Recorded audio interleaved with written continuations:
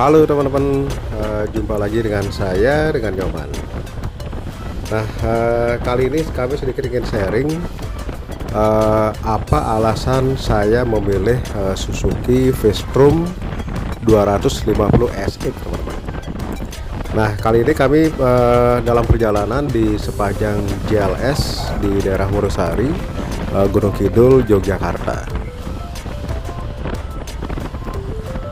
Kalau sepeda motor yang saya punya atau yang pernah saya punya ya, jadi saya pernah mencoba yang 1000 cc, jadi motor Yamaha FZ1 yang dipakai pas pampres. Terus saya juga masih ada yang 600 cc XJ6. Nah, terus saya juga punya X-Max ya, X-Max Matic yang sedikit agak bongsor. Nah, terus MT25 jadi Yamaha, dan itu masih berada di Bali. Nah, saya juga pernah punya NMAX, dan saya juga pernah punya Aerox, dan saya juga pernah punya yang CB 150 dari Honda, CB 150R. Terus saya juga pernah punya Suzuki Bandit yang 150 cc. Nah, dari beberapa kendaraan yang pernah saya coba, nah, kita pasti memiliki pengalaman atas dari masing-masing kendaraan, dan kita juga cukup mengenali dari karakter dari masing-masing kendaraan. Saya sedikit terinspirasi oleh teman-teman saya yang berada di Bali. Jadi dari grup touring yang di Bali itu ada Opa yang menggunakan African Twin yang 1000 cc Matic, teman-teman. Terus ada lagi Pak Putu Gede, Pak Putu Adi ya, dia juga pakai Honda CB 500X, itu juga model adventure.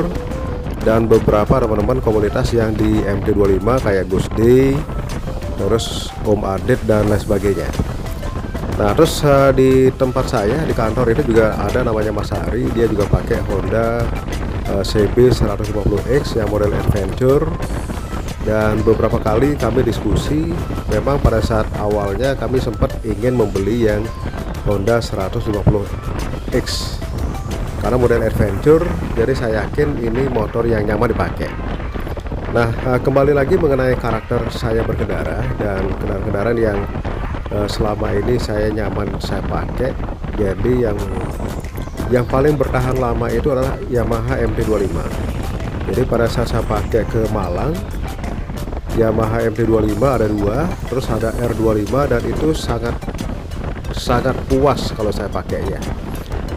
Jadi saya dari sisi speed, dari sisi ketahanan, dari sisi ketangguhan sepeda motornya sendiri, terus dari sisi suspensi, saya merasa cukup puas sekali dengan menggunakan Yamaha MT25.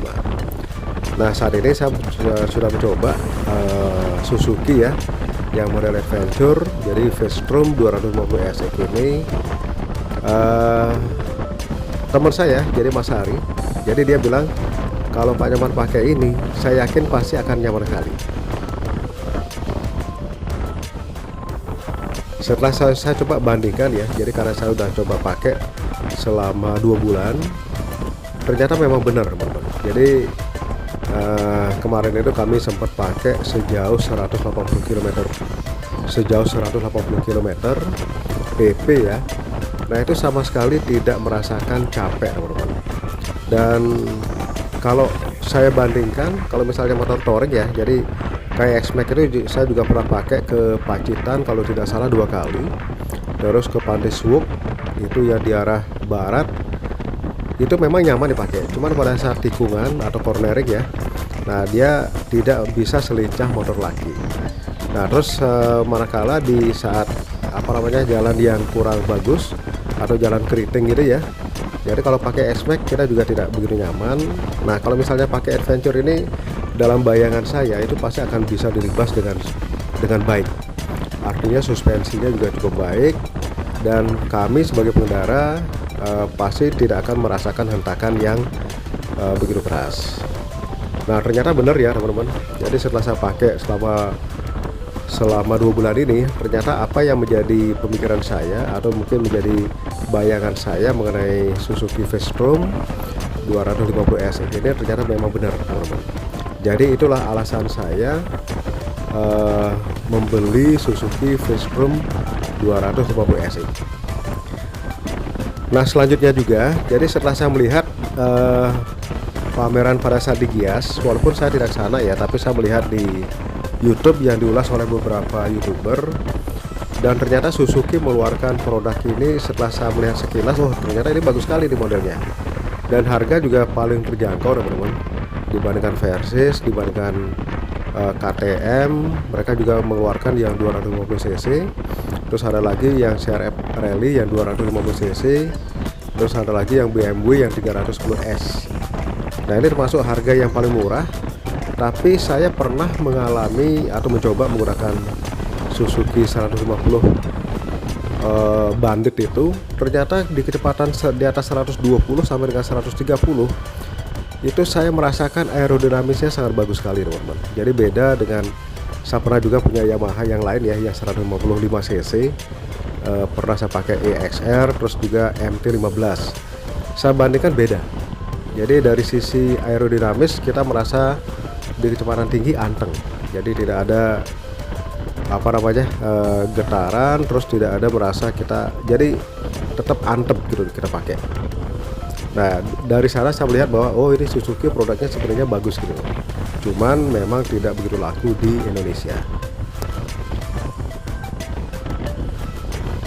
Nah saya juga sempat berpikir kalau saya menggunakan Yamaha MT-25. Jadi kadang-kadang kami terpancing dengan adrenalin teman-teman.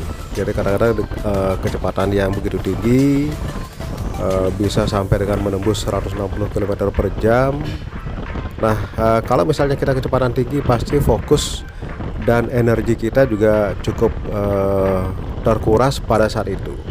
Jadi walaupun misalnya tidak selalu di kecepatan tinggi, tapi ada beberapa titik, misalnya kayak perjalanan kami yang ke Malang dulu, jadi sejauh 350 kilo kalau tidak salah ya dari Jogja, kami tidak bisa menghindari, jadi kami harus kecepatan tinggi beberapa kali gitu loh.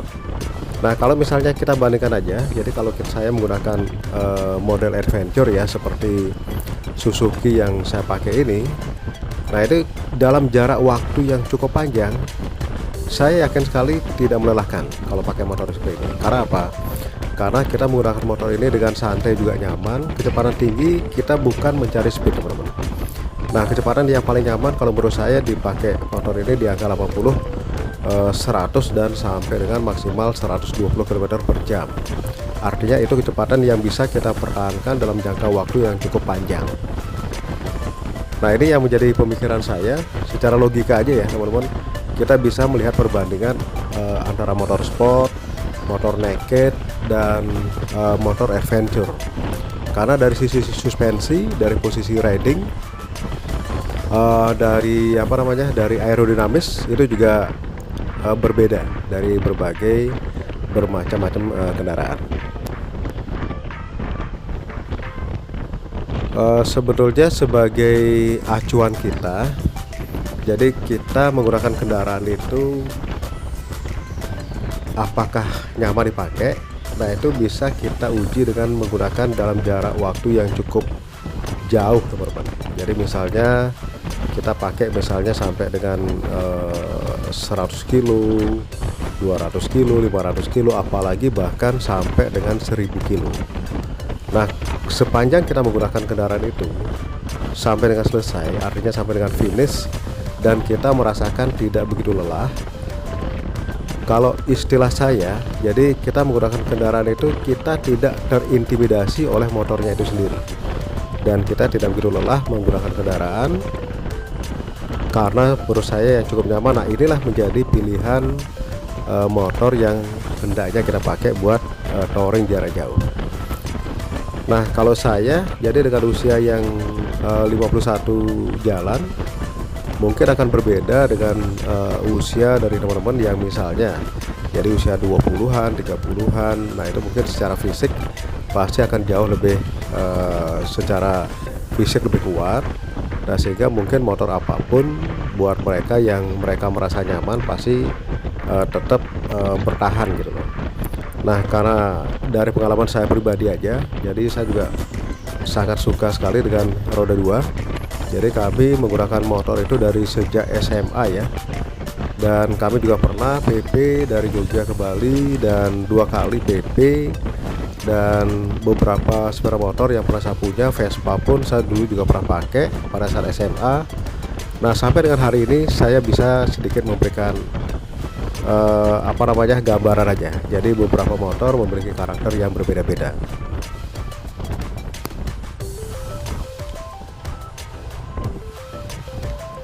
Nah, 2 bulan yang lalu, jadi sebelum saya memutuskan untuk membeli ini, karena dari berbagai ulasan yang telah saya lihat ya, setelah saya tonton dan setelah saya pakai, ternyata apa yang menjadi gambaran di kepala saya.